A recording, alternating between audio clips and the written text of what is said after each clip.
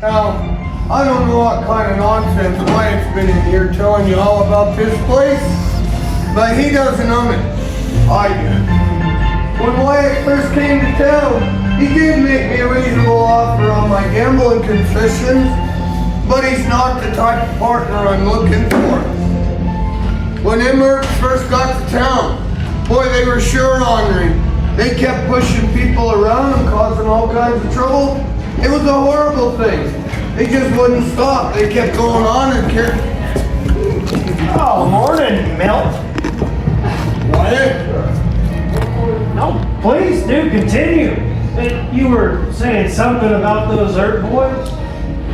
Well, Wyatt, I wasn't really saying anything. Nothing important anyhow. Hey, all right. Look, I just came in to see if you were finally ready to sell out.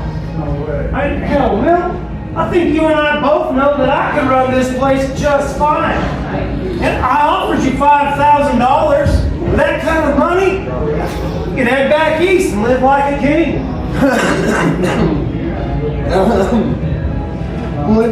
Live like a king on $5,000. Hell, look around. $5,000 wouldn't even pay for the drapes in this outfit. You gotta realize you're not in Kansas anymore. Okay, Mill, you have a point. I mean, it is a nice place, don't you think so, folks? Yeah. Sure, I'll give them that. But you know, I've noticed something. You are running this place into the ground. There's a stabbing and a shooting in here every week. You're turning the place into a regular slaughterhouse. Well, that may be, but it's my slaughterhouse. Well, leave the damn bartender alone. Holiday, everybody, huh? Well, Doc, when did you get back in town? Been here for a month. Thanks for noticing. Still the cause of down Hammer making some money. I could probably get you a job there too. Oh, well, I do appreciate that, Doc, but you see, I've already found a place of my own here. Where would that be? Well, right here at the Oriental. Quit lying! Everybody knows the Oriental belongs to a miserable wretch named Bill Jones.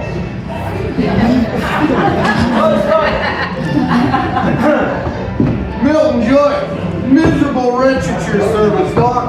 And I still own this place. Why don't you sell it, Milton? Well, because it's not for sale. Not at his price or any price. We don't need to. Joe's going to die, sorry people. You don't know how to talk to people, Wyatt. You should let me translate for you. No, Doc, I'm doing just fine. You see, it's called negotiating. Negotiating? Who in the hell are you negotiating with? Well, at the moment, this shotgun behind you. Oh! Doc, what the hell are you doing? Negotiate! All right. Bill, what do you think, huh? $5,000. Take it or leave it. Well, all right. 5,000 it is. And you can stick this up here. Hey! It's a family show. We got the kids right here. Leave it on the table. Well, Doc, welcome to the Oriental. You're a piece of work, Wyatt. Now, I am sorry. You should probably see a doctor about that. You shot my thumb off, Doc. It's a good look for you. It'll probably grow back.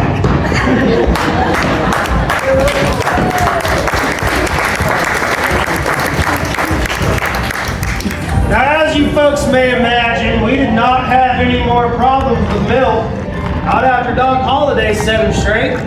As a matter of fact, once I took over this place, it became the most popular saloon on all of Allen Street.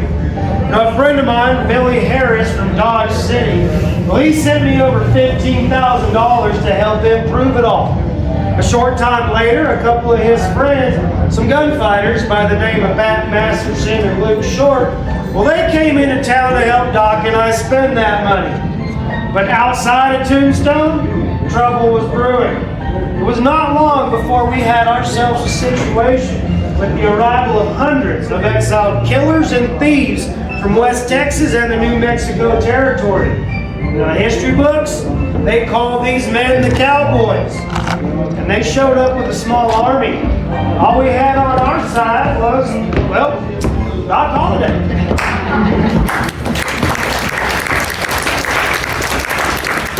Why, you never change. I hope you're telling these people the truth for once. Yeah, Doc, I told him the truth for the most part. He has saved me a few times, I'll give him that. And I do appreciate it. But, at this very moment, I do believe you are supposed to be working, are you not? I am working very hard, thank you. Really? Yes, I'm working on a hangover. All right, well, I have an idea for you, Doc. Good, I like an idea. Oh, you're gonna love this one. Yeah, no more drinking on the job.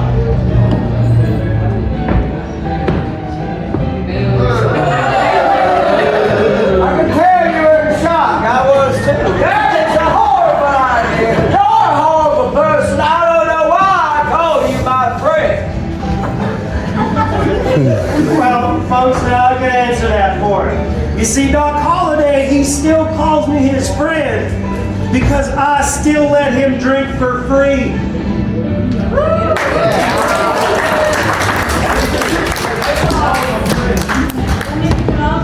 Everybody wants to be my friend. Trust me, it's not as fun as it sounds.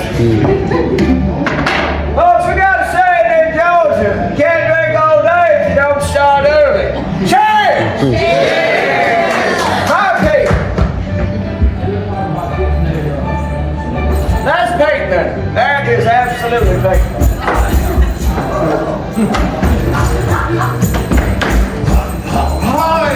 Yes, stop! I heard what you've been saying about me, and I'm a better man than you. I can outshoot you day or night, drunk or sober. Now let's just go outside and settle this. I think this might be the governor of West Virginia, folks. I'm not sure. Oh, you can lay off the drunk act. I've been drunk longer than you've been alive. You try to get me outside so one of your cowboys can shoot me in the back. How stupid do you think we are? Well, I'll say this. You Dodge City boys, you don't have a play left in this town. We got enough men and enough money to run you out of Tombstone, and by God we will. By God, put a cork in it. There's enough money for everyone in a town like this one. Ain't that right, folks? Yeah. That's right. You boys can have any saloon you like out here, boss, but I will be damned if you have the Orient. Whoa. Cute, Holiday. Real cute. Now let's just go outside and settle this. I'll even give you a first shot, because that's the kind of man I am. I'm all for serving it, but I got too much respect for the cleaning lady. Easy now. Get the hell out of here. Doc, what in the hell's going on in here? Well, nothing now. I know it's just your cowboy friends. I don't know why you let them in here. Look, Bart, we let you in here just fine, don't we? Well, sure enough. Okay, and your coin is good at the bar, is it not? It always has been. Well, okay then. Why don't you get the hell out of here, go find your friends, tell them they're all welcome here at the Oriental. Yeah, you did it, boy. You go out there and find your friends. Both of them. Damn lumber. That's a hell of a thing to call a dying man. Look, Bart, you can either walk out of here on your own accord, or you can get carried out. It don't matter much to me. It's up to you, you just need to leave. You know what? I remember you up in Denver. And, well, back in Deadwood in 76. When Wild Bill got shot and killed. Now, out of respect for our friendship, I think I might just overlook this one. But you had better teach that boy some damn manners. I will show you! Hey! Doc, take it easy. We don't need this in here right now. Look, if he wants to crawl out, let him crawl. Well, if you fellas, you're not throwing me out of nowhere. I was just about to leave anyway. You do realize this is your fault. You let the Cowboys in here. I got you folks is slow. You're going to the damn tax collector, Wyatt. Yeah, maybe so, Doc, but you see, my father once told me something. When it comes to dealing with fools like this, first you gotta let them through the doors, and then you take the money, and then you kick them the hell out. The daddy was a smart man. Yes, he was. He was also a hell of a saloon keeper. I'm sure he was. Are we gonna play cards or not? Always play cards, All Wyatt. right, I want to see you deal. We all. Yeah, off the top. Money! Damn it, Doc! You killed another one. Oops. Oops. When a man has murder on his mind, you do well to keep an eye on it. Yeah, that's a sound policy. Well, I'll go get a shovel. Town like Tombstone, you can win and still lose. You call it a jury. They said I did all right here, but Lord's friends did not agree. They put a bounty on my head of some $2,000. That's like 4 Xboxes, kids. I had to head up to Prescott for a few months till things cooled off. Y'all keep your seats now. We got one more story about how bad them good old days could be.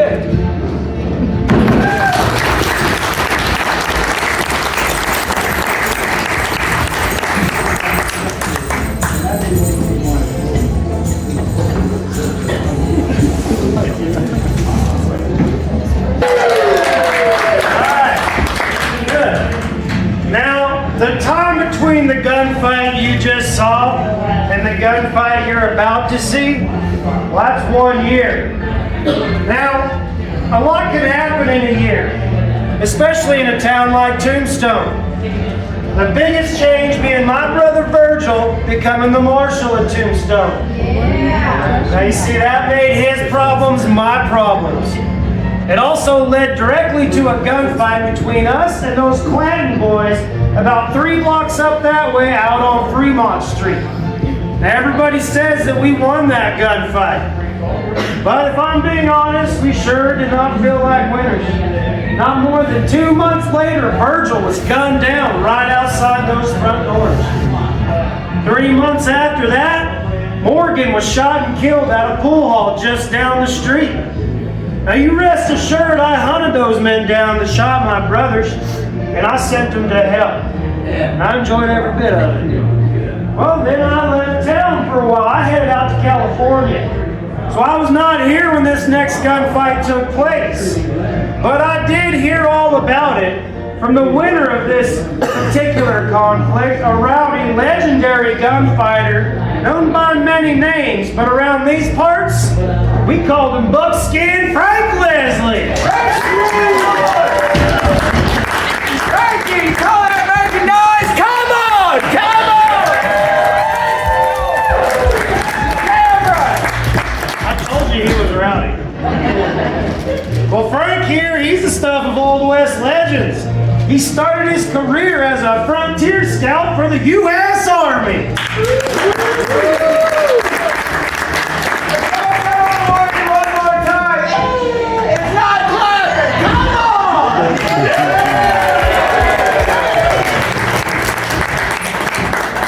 Well, after that, Frank headed out to Kansas to a little town called Abilene. Yeah, there in Abilene, legendary lawman Wild Bill Hickok. Tell the story. I wasn't his deputy. I was his #1 deputy. 382 arrests. Only accidentally killed 24 men. Yeah, accidentally, Frank? Oh, yes, sir. All right, whatever. Accidents do happen. Quite frequently, apparently. All right, well, Frank here, after that, he headed east, where he became a sharpshooter in the Wild West show produced by Buffalo Bill Cody. As you folks can see, Frank is back here in Tombstone with us. Frank, how the hell are you? A nice place you got, Wyatt. Oh, thank you. You know, I spare no expense. I can tell. I really like them Bluetooth speakers up there. It brings the room together. Now, Frank, I won those fair and square off a fella in a DeLorean. The hell kind of a horse is a DeLorean? I don't know. I didn't see it. I figured it's like a Palomino or something. What brings you back to town? Drinking and honest game of cards, usual, yeah. Yeah, well, news is on the table. You help yourself. But, gotta ask you, you ever really had an honest game of cards in here? Not when you're dealing, no. Makes sense. I gotta keep the place going somehow. Tell yourself that. Yeah, well, we are glad to see you back in town, Frank. Good to be back. Yeah. You see Virgil? I try not to. He owes me $20. So, no. Yeah, he's got that reputation.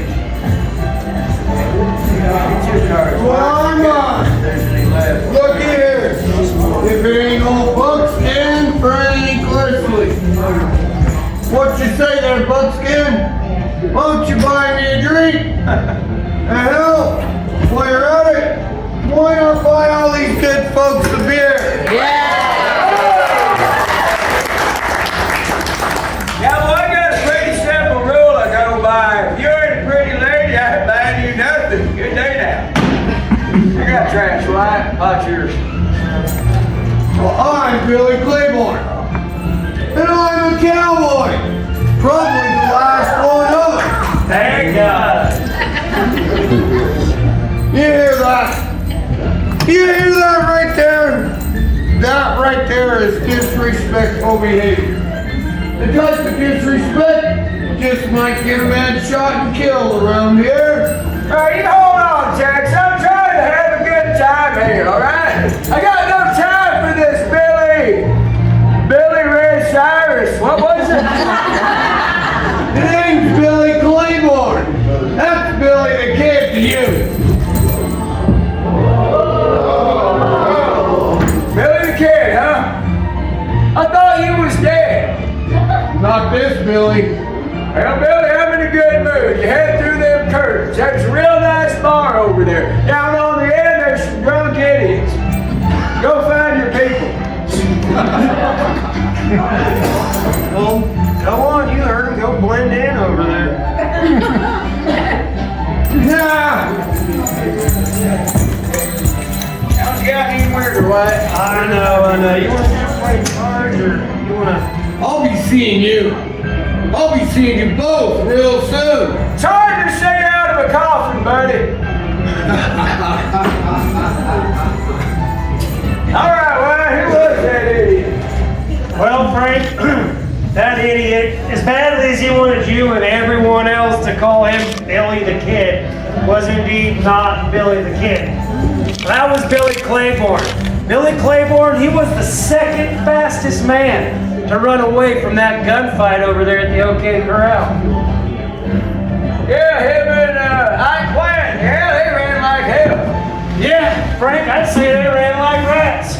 Well, you could have shot them both in the ass. You realize that? I do realize that, Frank, but you see, they were unarmed, so that would have been murder. That would have been a good idea. Hell, maybe for buckskin, but, you know, I'm trying to uphold the law. All right. Now I came in here for a drink and to be sociable. But if you're gonna push a desperate man into a corner, why not settle this with our pistols? Hey, that's a good idea! You get the hell out of here before I make your head into a canoe.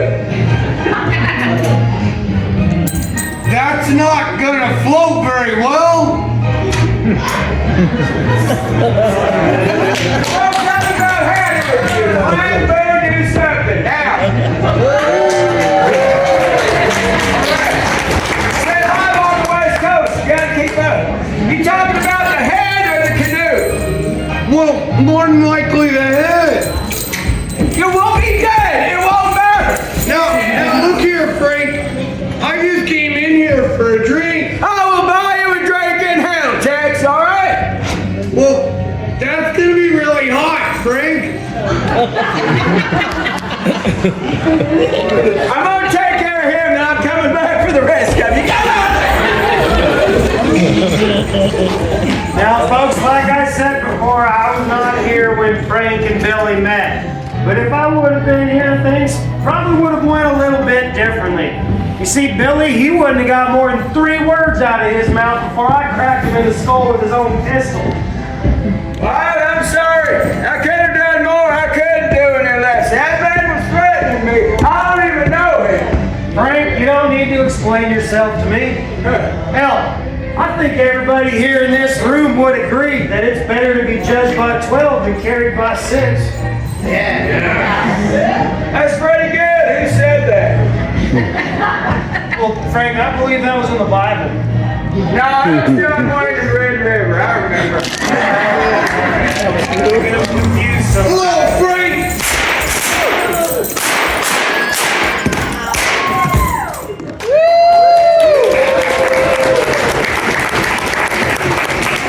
Tombstone bad man gets free ride to boot hell, folks!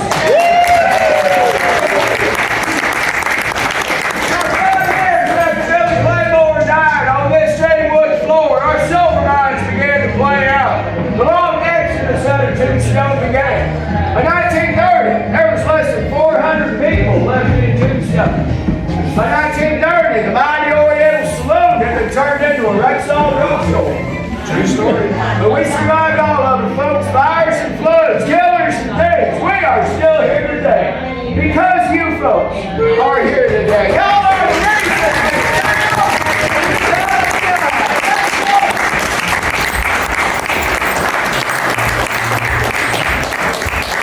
Well, that is our show here at the world famous Oriental Saloon. We really love putting this show on for all you people, especially in this old building. It makes it that much more special for us. Now, a quick note before you head out. Feel free to leave your glasses, bottles, and mugs at the tables where you're sitting. We are more than happy to come around and pick up after you. When you do leave, you're going to find us posted up by these front doors, ready and willing to take photos of each and every one of them. We're actually getting pretty good at breaking cameras. Now, if you'll notice, Billy Claiborne is back from the dead. Let's have a round of applause.